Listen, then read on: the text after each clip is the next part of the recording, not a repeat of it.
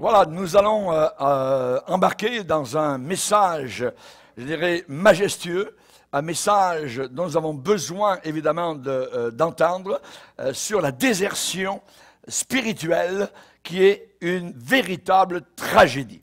Nous allons lire un passage de base dans 2 Timothée, chapitre 4. 2 Timothée, chapitre 4. 2 Timothée, chapitre 4, et nous allons lire à partir du verset 6.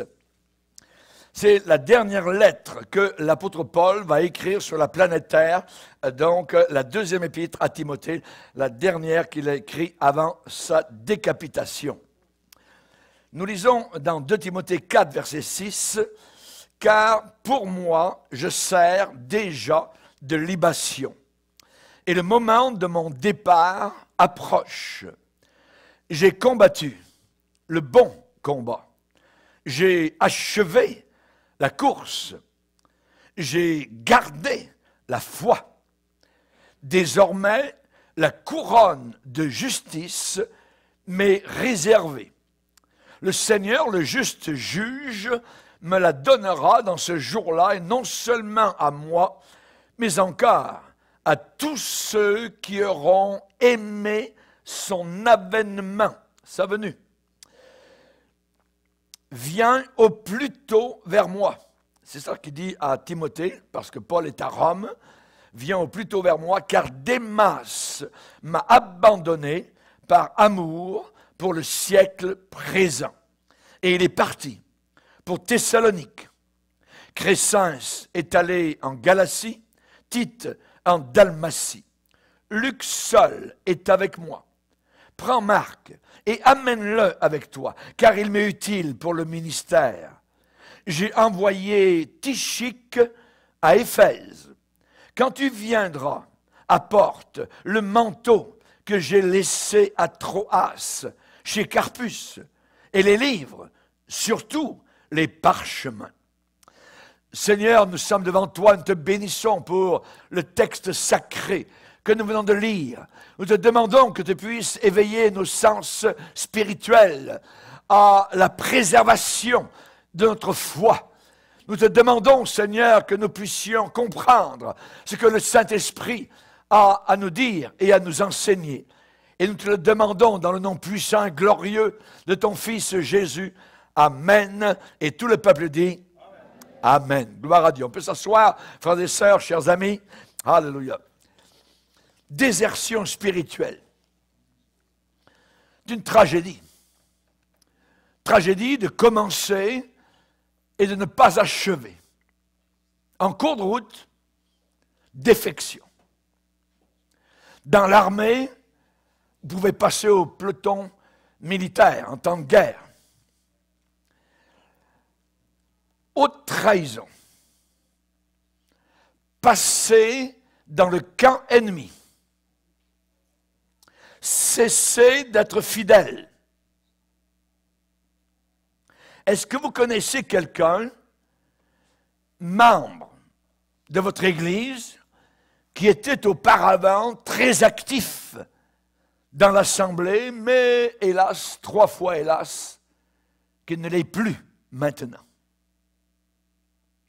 Un évangéliste, un pasteur, un diacre, une diaconesse, un gagneur d'âme, qui ne sert plus du tout maintenant le Seigneur, qui a tourné le dos au Seigneur.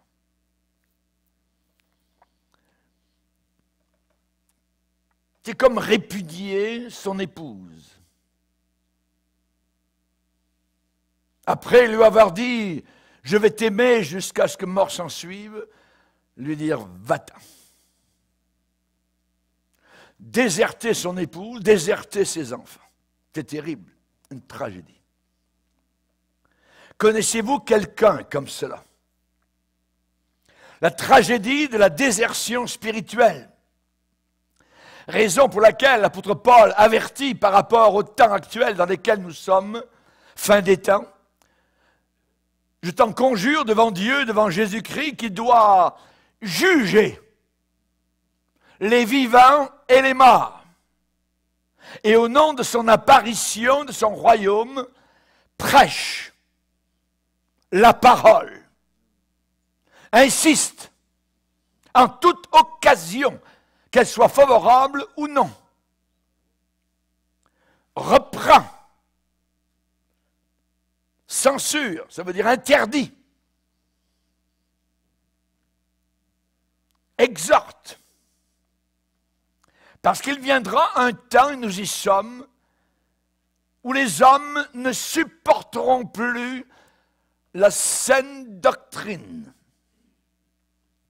mais auront la démangeaison d'entendre des choses agréables. Alors ils se donneront une foule d'enseignants selon leurs propres désirs. Ils détourneront l'oreille de la vérité et se tourneront vers des fables. Mais toi, homme de Dieu, toi, serviteur de Dieu, sois sobre en toutes choses. Supporte les souffrances. Fais l'œuvre d'un évangéliste.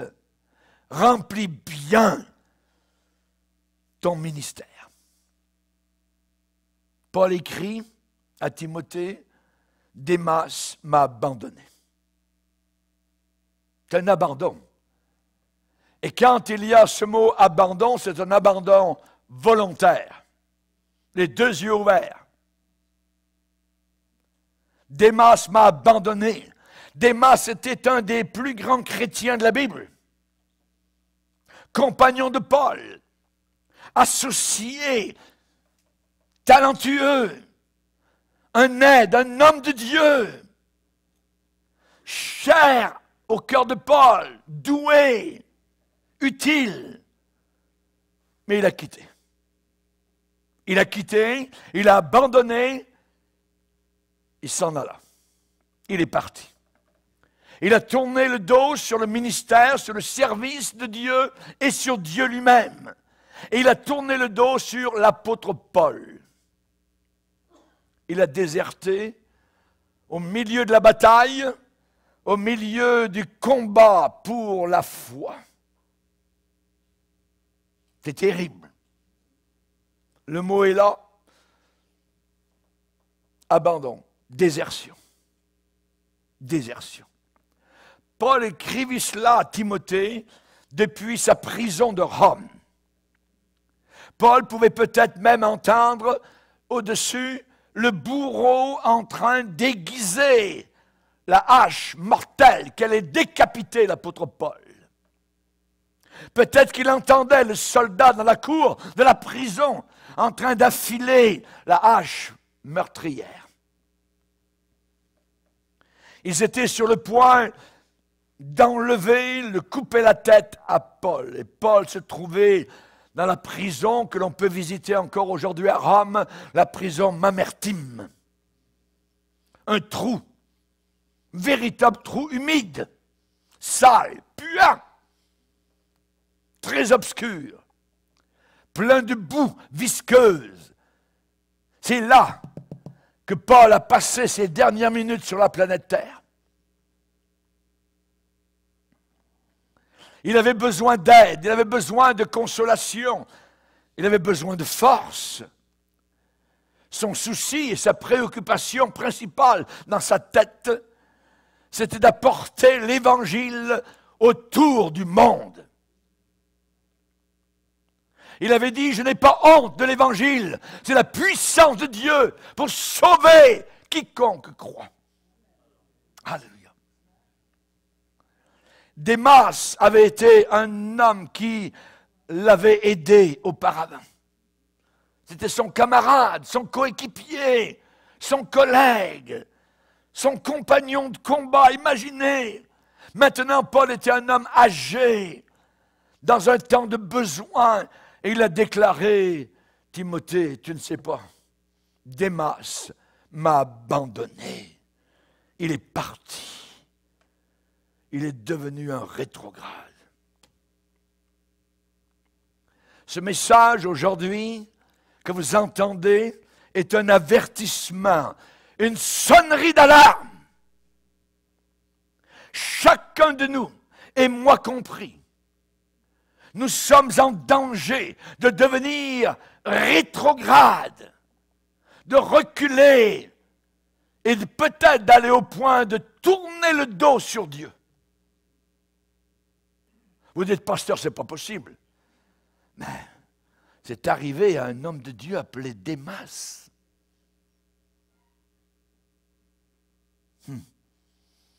Cela est arrivé à Démas, alors qu'il était dans de très bonnes conditions. Et cela peut aussi vous arriver à vous. Paul a écrit aux Corinthiens, « Je traite durement mon corps, my body. Je traite durement mon corps, je le tiens assujetti. Je garde mon corps en soumission. J'entraîne mon corps pour l'endurcissement et la discipline. Je maîtrise mon corps. Je le maintiens asservi, de peur d'être moi-même adokimos en grec, rejeté, disqualifié, désapprouvé, vomi, après avoir prêché aux autres. De peur qu'après avoir appelé les autres au combat, de peur qu'après leur avoir proclamé les règles de la compétition spirituelle, je me trouve moi-même disqualifié après avoir prêché aux autres. Castaway. Un déserteur, c'est qui? Un déserteur, c'est quelqu'un qui ne peut plus être utilisé par le Seigneur. C'est fini. Paul a dit, je veille sur moi-même. Je me garde jour et nuit. Je garde mon corps, cette charpente physique, assujettie, de peur que je ne devienne un déserteur, un traître, un infidèle. Nous allons voir 3 ou 4 choses sur Démas.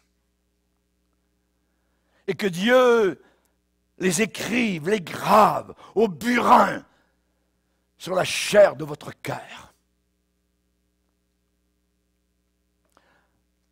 Déserter. Déserter, c'est abandonner un lieu où l'on devait rester. Déserter, c'est abandonner un poste de bataille dans une guerre où l'on devait se tenir là et on quitte. Déserter, c'est abandonner une position.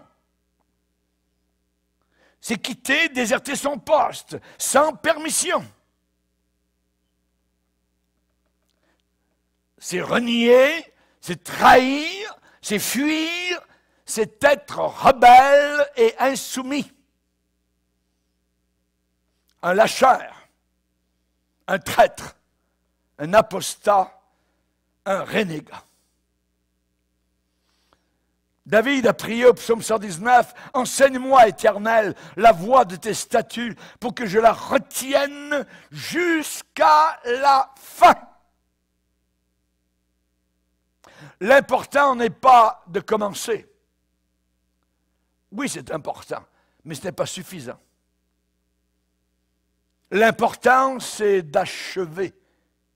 Et bien. Et bien. On parle d'attachement. Attachement. Le Seigneur va dire à une église persécutée, sois fidèle jusqu'à la mort, et je te donnerai la couronne de vie. On parle de constance. Jésus, en parlant de la fin des temps, a dit, celui qui persévérera jusqu'à la fin sera sauvé. Jusqu'à la fin. On parle de dévouement. J'aimerais vous lire certains passages dans Hébreux où il est dit au chapitre 3. Hébreux chapitre 3. Je vais vous les trouver rapidement. Où nous voyons à plusieurs reprises cette expression « jusqu'à la fin ». il est dit, sa maison c'est nous, chapitre 3, verset 6, sa maison c'est nous, pourvu que nous retenions jusqu'à la fin la ferme confiance et l'espérance dont nous nous glorifions. Pourvu que. Verset 14, Hébreux 3, 14. Car nous sommes devenus participants de Christ, pourvu que nous retenions fermement jusqu'à la fin l'assurance que nous avions au commencement. On parle ici de commencement et on parle ici de fin. Chapitre 6 et au verset 11. Nous désirons que chacun de vous montre le même zèle pour conserver jusqu'à la fin une pleine espérance, en sorte que vous ne vous relâchiez pas. Donc, nous avons l'expression jusqu'à la fin, jusqu'au bout. Nous devrions être tous des jusque-boutistes. Bien terminé, bien achevé. Maintenant, allez voir avec moi dans Luc chapitre 14, ce que le Seigneur Jésus a dit lui-même.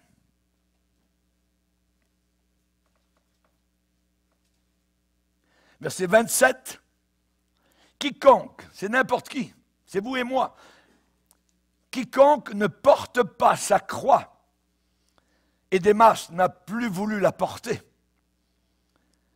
Quiconque ne porte pas sa croix et ne me suit pas ne peut pas être mon disciple.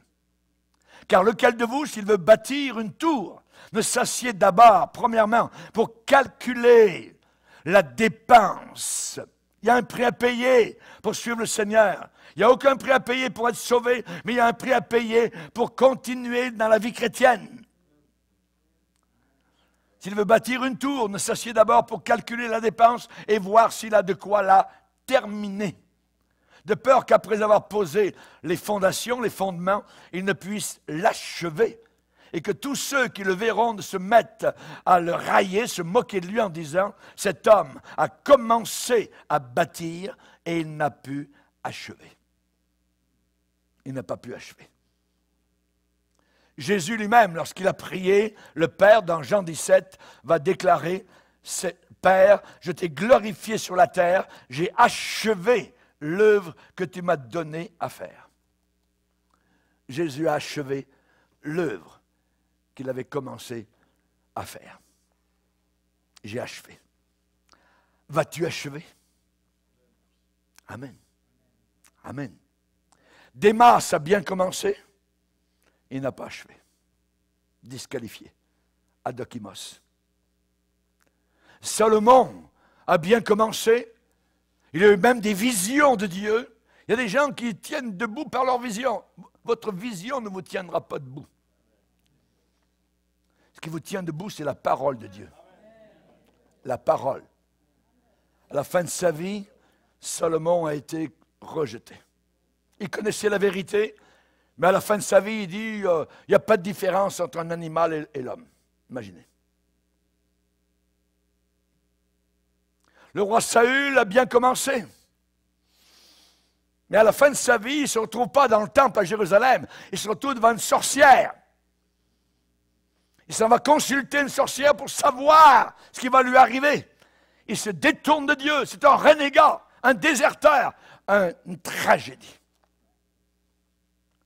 Ce que nous allons voir maintenant, c'est Démas, l'œuvre qu'il a abandonnée.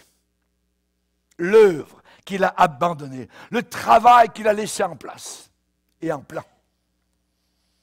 Il avait été appelé à être un évangéliste. Il avait été appelé à être un gagneur d'âmes. Et Paul a écrit à Timothée en disant, toi, Timothée, sois sobre. Sois sobre en toutes choses. Supporte les souffrances. Fais l'œuvre d'un véritable évangéliste. Remplis bien ton ministère. Démas était ministre de l'Évangile. Il était un ouvrier de Dieu avec l'apôtre Paul. Démas, selon l'étymologie de son nom, veut dire populaire. Ça dit beaucoup. Il a voulu être populaire Il n'a pas voulu être séparé. Il voulait plaire. Et finalement, le monde l'a absorbé, l'a avalé. La bouche du serpent s'est ouverte et il a été enfoui.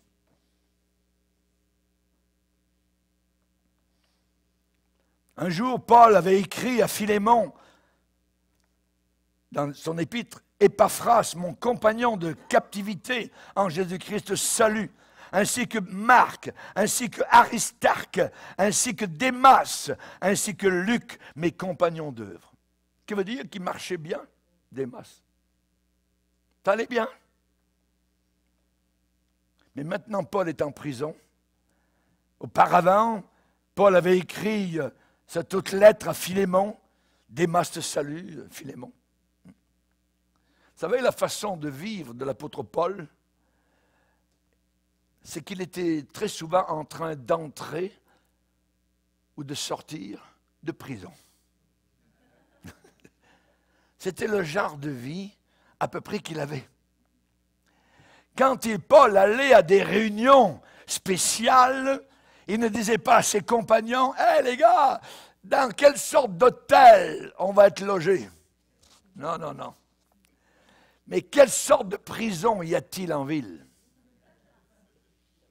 Parce qu'il savait qu'il allait avoir des problèmes en prêchant l'Évangile. Paul a écrit à Philémon, il a dit, « Regarde, Démas est l'un de mes collaborateurs. » Il avait écrit aussi aux Colossiens en disant, « Luc, le médecin bien-aimé, vous salue, ainsi que Démas. » Mais maintenant, c'est différent. Il écrit à Timothée, il dit, « Démas m'a abandonné. » M'a abandonné. Par amour pour le siècle présent. Démas était un homme clé. Comme ceux qui travaillent avec moi dans l'Église. Démas était un supporter. Il était un confident, un guerrier dans la prière. Il était là à la réunion de prière du vendredi. Il était une aide. Mais maintenant, Paul est en prison et il dit, Démas est parti. Un désobéissant. Démas l'a abandonné, un lâcheur, un rétrograde, un paresseux. Il a tourné le dos sur l'œuvre de Dieu. Il a abandonné totalement l'œuvre de Dieu. C'est un tireur au flanc. Il ne supporte plus de souffrir.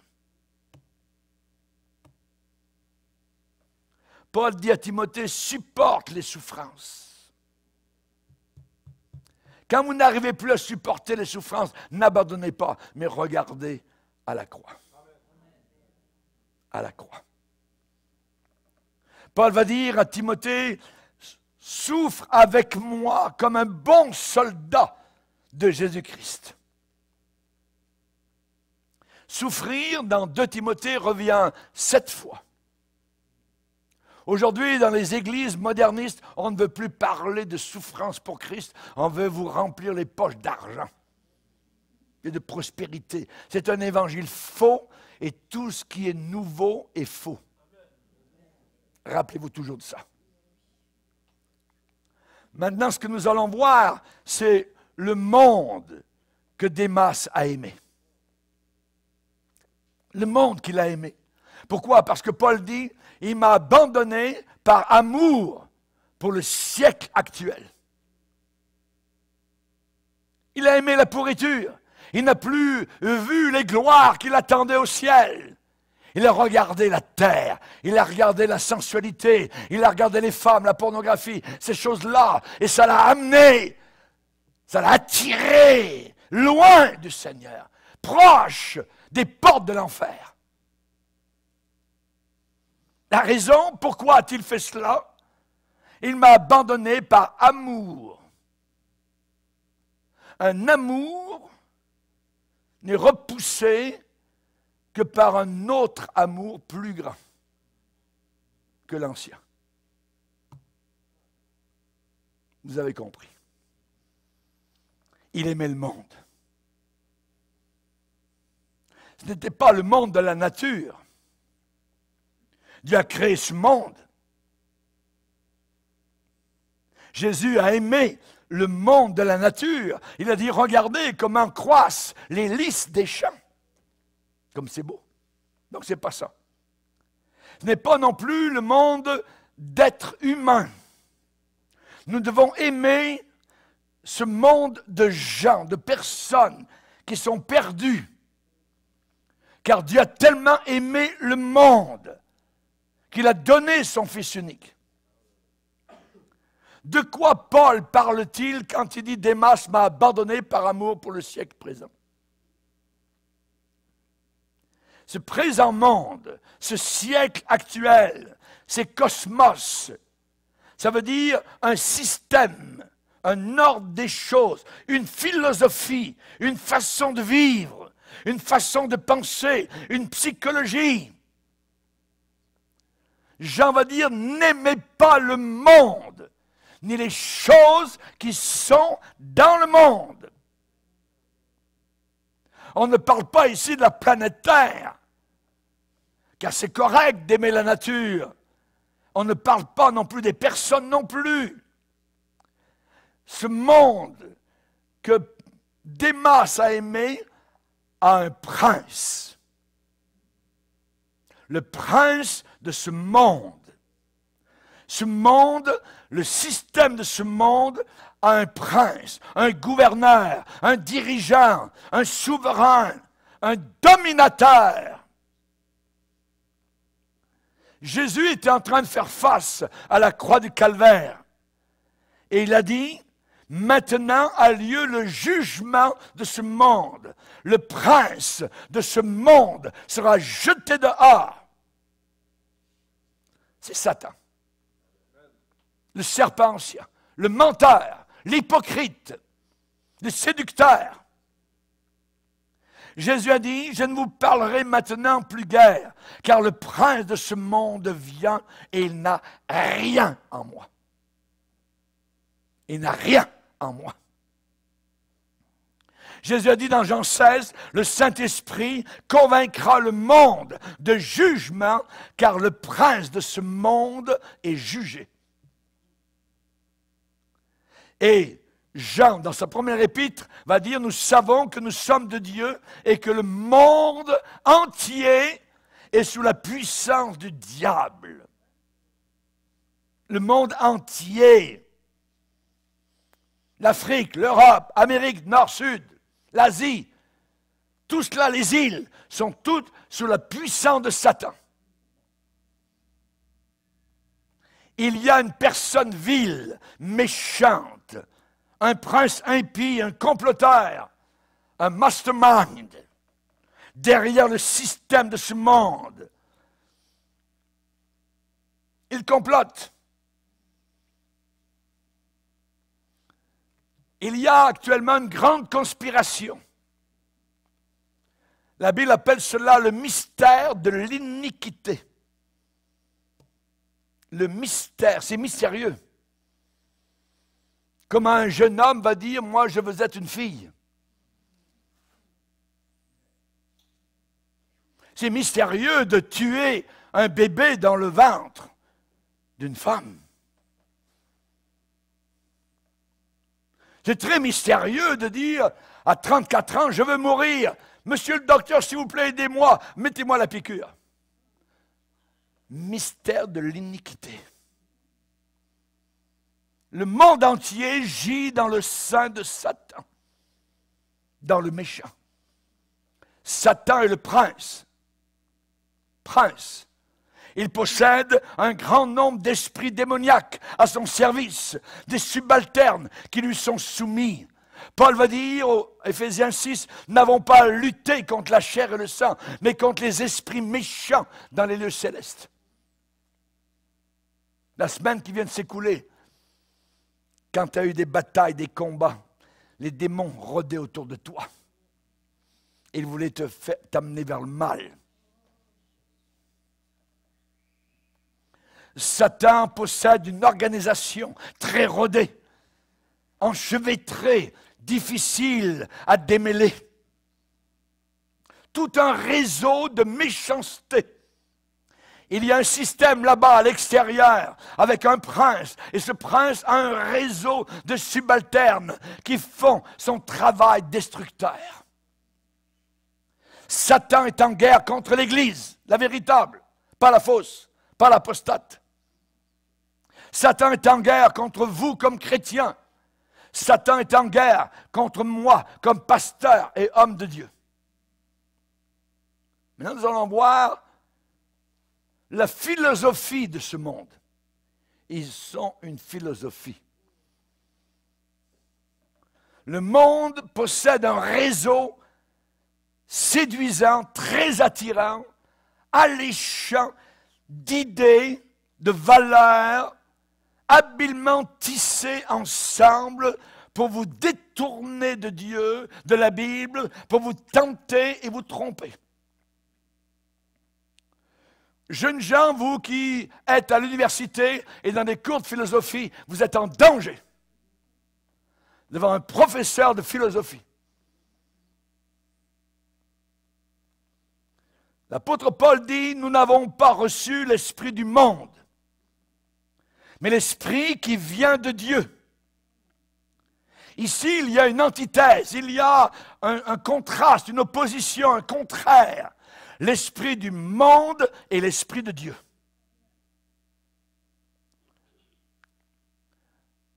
Paul va dire dans 1 Corinthiens 3, la sagesse de ce monde est une folie devant Dieu.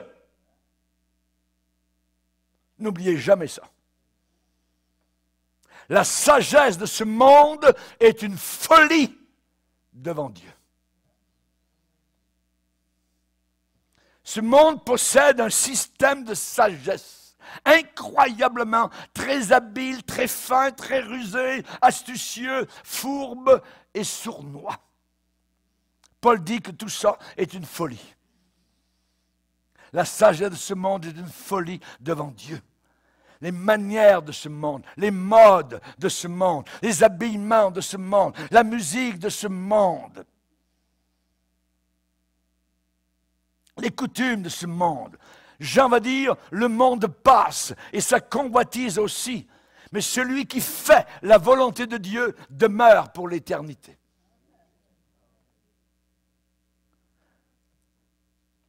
Paul dit en 1 Corinthiens 7, la figure de ce monde passe. Le monde a une façon de faire les choses. C'est appelé dans la Bible la figure de ce monde. Le présent ordre des choses s'achemine vers son déclin, vers sa ruine. On parle de précarité, d'instabilité. Et ça va aller jusqu'à l'angoisse. Ce monde qui ne veut pas de Dieu va être angoissé terriblement comme il n'a jamais été auparavant. Ceux qui sont engagés comme chrétiens dans les business de ce monde, dans les affaires de ce monde, vous devez y vivre, c'est certain, mais totalement détachés. Les choses de la terre sont éphémères, les choses invisibles sont éternelles. Sur quoi misons-nous? Démas a fait le mauvais choix, très mauvais. Toute chair est comme l'herbe, et toute la gloire de l'homme est comme l'herbe qui tombe. La fleur de l'herbe tombe. La Bible parle des souillures du monde, des pollutions de ce monde. Il faut s'en retirer. La Bible dit, sortez du milieu d'eux. Si vous avez des chaînes avec le monde, si vous avez des liens spirituels avec le monde, cassez tout ça. Sortez de là. Nettoyez vos téléphones. Ta pornographie est abominable. Vous emmènera jusqu'à Satan lui-même qui rira dans votre dos. Sortez du milieu d'eux. 2 Corinthiens 6. Quelles sont maintenant les intentions de ce monde, les buts, les desseins de ce monde? Donc ce monde a un prince, ce monde a une philosophie, ce monde a une intention. Ils ont un but. C'est un plan très bien calculé. Le système du monde a un but, a une ferme intention, c'est d'aller contre Jésus-Christ et contre sa parole qui est la vérité. C'est ça le but de ce monde. un but ferme, un but bien décidé, inébranlable, constant, absolument hostile, ennemi vis-à-vis de ce que l'Église fidèle croit, de ce que l'Église fidèle se tient ferme sur les choses de Dieu véritables. Jésus a dit, le monde me hait. Vous avez vu la moquerie? Jeux olympiques, Paris. Le monde me hait. Parce que je rends de lui le témoignage que ses œuvres sont mauvaises. Voilà la tragédie. Démas, écoutez bien, aimait le monde qui haïssait Jésus. Si vous aimez le monde qui haït Jésus, vous n'êtes pas un serviteur de Dieu.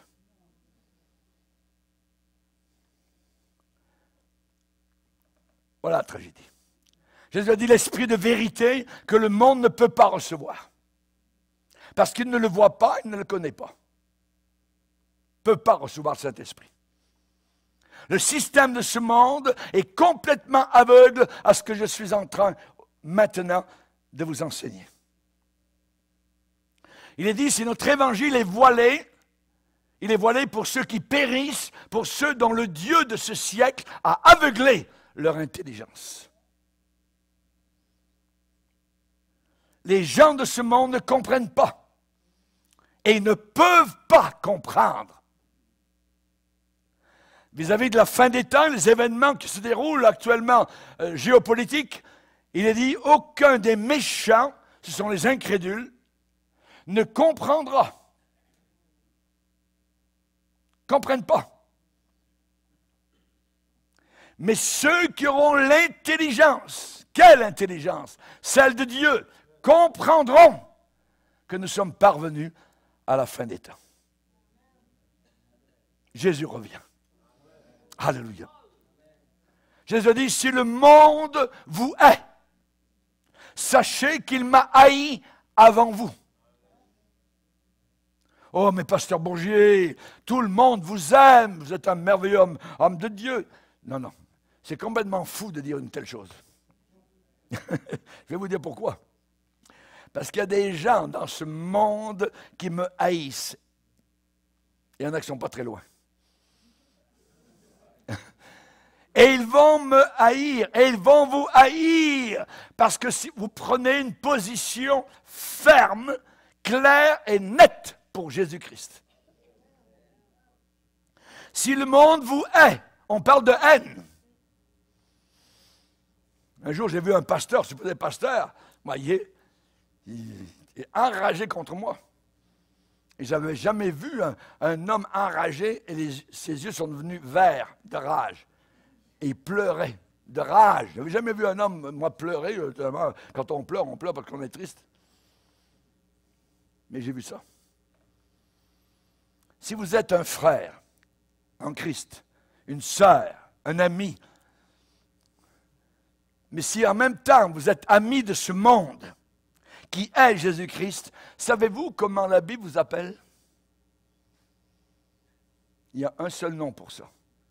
Vous êtes un adultère. Vous êtes adultère. Pas un adultère sexuel physique, mais un adultère spirituel. Jacques 4,4 dit, adultère que vous êtes. Ne savez-vous pas que l'amour du monde est inimitié contre Dieu? Si quelqu'un veut être ami du monde, il se constitue du même coup ennemi de Dieu. Flirter avec le monde, c'est haïr Dieu. Les chrétiens qui aiment le monde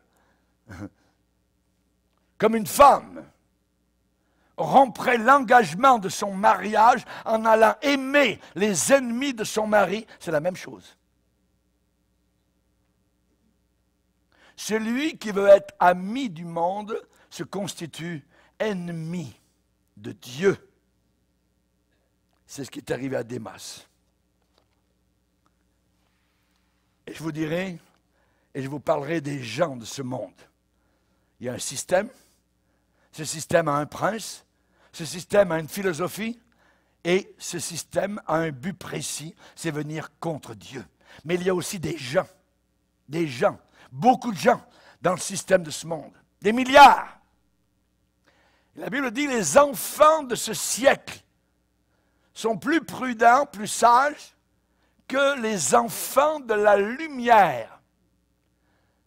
La Bible dit que dans le monde, dans cette ville, dans votre ville, il y a seulement 2 catégories de personnes. Les enfants de ce siècle et les enfants de la lumière. 1 Jean chapitre 3, quiconque est né de nouveau ne pratique pas le péché, parce que la semence de Dieu demeure en lui. Et c'est par là que se font reconnaître les enfants de Dieu et les enfants du diable. Les enfants de Dieu et les enfants du diable. Peut-être que toi qui m'écoutes actuellement, tu as été créé par Dieu, mais tu es un enfant du diable si tu ne t'es pas repenti à la croix du calvaire de tes péchés. Cette ville est divisée en 2 catégories de personnes. Les enfants de la lumière et les enfants de ce monde. Comprenez bien que si vous êtes un enfant de Dieu, ne vous attendez jamais à ce que le monde vous honore. Il ne vous honorera jamais. Ce monde va plutôt vous casser le cou, vous tordre le cou, s'il le pouvait. Nous, chrétiens, nous sommes nés 2 fois. 2 fois. Dans un monde de gens qui ne sont nés qu'une seule fois. Ce que nous croyons et la manière avec laquelle nous agissons est complètement au contraire du système de ce monde. Notre foi prend sa source dans un lieu différent. Notre foi suit un cours différent. Et notre foi finira et s'achèvera dans une conclusion différente au ciel. Alléluia. Mais vous allez tout le temps marcher contre la marée, nager contre la marée, contre le courant général. Vous allez toujours être à contre-courant.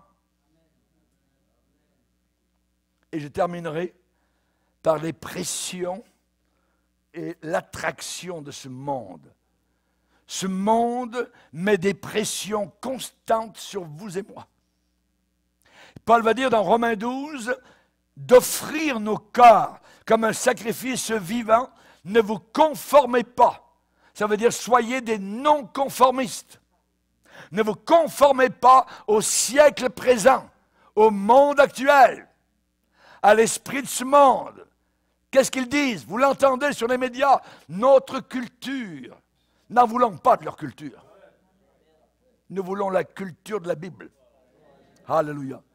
Qu'est-ce que l'Église? L'Église est un corps de gens qui sont appelés en dehors. Ek, kaléo, ecclésia. C'est ce que ça veut dire. Appelé, kaléo en grec, c'est appelé, ek en dehors. L'Église est composée de personnes qui ont été appelées en dehors de ce monde. Quand Dieu nous a sauvés, il nous a appelés en dehors du système de ce monde. Jésus a dit, si vous étiez du monde, le monde aimerait ce qui est à lui. Mais parce que vous n'êtes pas du monde et que je vous ai choisi du milieu du monde, à cause de cela, le monde vous hait. Un chrétien mondain, ça n'existe pas. Ça ne peut pas exister. Vous voyez, c'est une contradiction. Un chrétien ne peut pas être mondain. C'est aussi insensé que de parler d'un diable céleste. Ça n'existe pas un chrétien mondain. Nous ne sommes pas de ce monde.